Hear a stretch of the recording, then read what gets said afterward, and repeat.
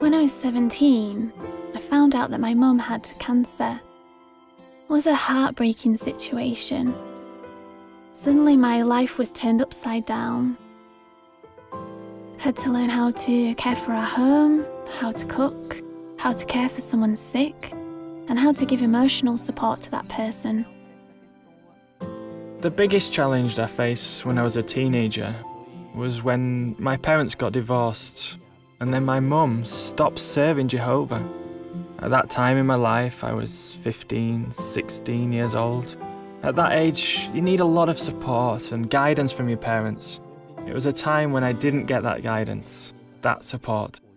My mum was my best friend, and I lost her. She was always so loving. She always helped me. She always read the publications with me. We loved to study the Bible together. We don't know when problems will suddenly come up. So it's important that we take Jehovah's side before the challenges, before problems arise. It's very important to make the choice to serve Jehovah no matter the situation we face. No matter if our family serves Jehovah or not. Because it's when we face challenging situations that we'll see if we can continue to be loyal to Jehovah or not.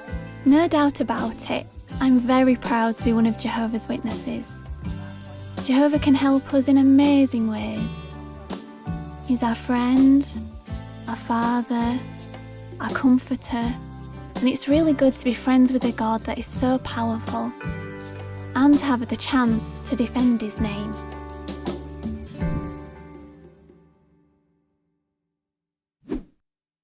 So that was this month's installment of My Teen Life. Again, the theme, Who Am I? And we have these two young people from Brazil.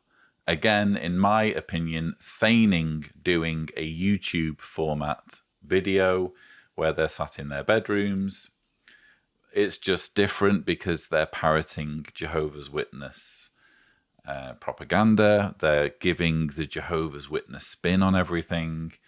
There's some stock footage thrown in, which I actually think doesn't work at all, because it's not like we can imagine these two individuals editing their video and putting this material in. Anyway, the biggest problem is obviously how manipulative this material is.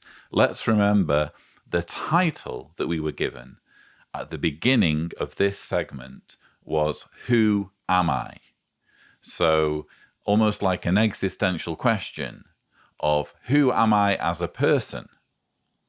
And somehow related to this question is this heartbreaking story where Tainara describes losing her mother and describes the fact that it was a challenge going through that ordeal, which I can relate to. As many of you know, I lost my mother when I was 21. So I've been through this ordeal. I just don't know what it has to do at all with the theme of the segment, Who Am I? Or I'm frankly clueless as to what it has to do with proving the Jehovah's Witness religion to be true. Anyone can lose someone in any religion.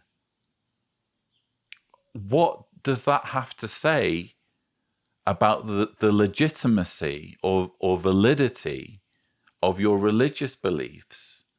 Because someone in your family has died and you've had a hard time dealing with it. There's no relevance to it, to the actual, argument or presentation being made, other than a fairly obvious attempt at playing on people's emotions. Again, let's get people emotionally involved in the material, irrespective of whether what we're saying is logical or persuasive. Let's just have something emotional in there. so that people can sort of forget the need to have sound reasons to believe. And to make it really obvious what this whole series is about, we see towards the end there Alex say, It's very important to make the choice to serve Jehovah no matter the situation we face. No matter if our family serves Jehovah or not. and this is again supposed to be Alex being authentic and keeping it real. He's in his bedroom sharing his thoughts, YouTube vlogger style, and this is what he really wants to share with the world. I think it's more obvious that he has been chosen, handpicked by the producers and told what to say, or at least told what to talk about and his words edited so that the most suitable things from a Jehovah's Witness point of view end up in the finished version. And when he says it's very important to make the choice to serve Jehovah, I would say, Alex, how is it a choice? How is it really a choice? We've literally had, in this JW Broadcasting episode, Tony Morris talking about how the Caleb and Sophia cartoons were, quote, designed to help children build a relationship with Jehovah so that they can live. It's life or death. You are being threatened with destruction at an impending Armageddon if you do not grow up as a Jehovah's Witness and serve the organization. So how on earth can we call that a choice? We wouldn't call it a choice, as I've said before, if robbers went into a bank and pulled a gun on the bank clerk and ordered the bank clerk to fill a sack with money and hand it over. The bank clerk wouldn't go to jail, the robber would, because the bank clerk hasn't been given a choice. They've been put in an impossible situation. So just the use of language in this propaganda material is so infuriating.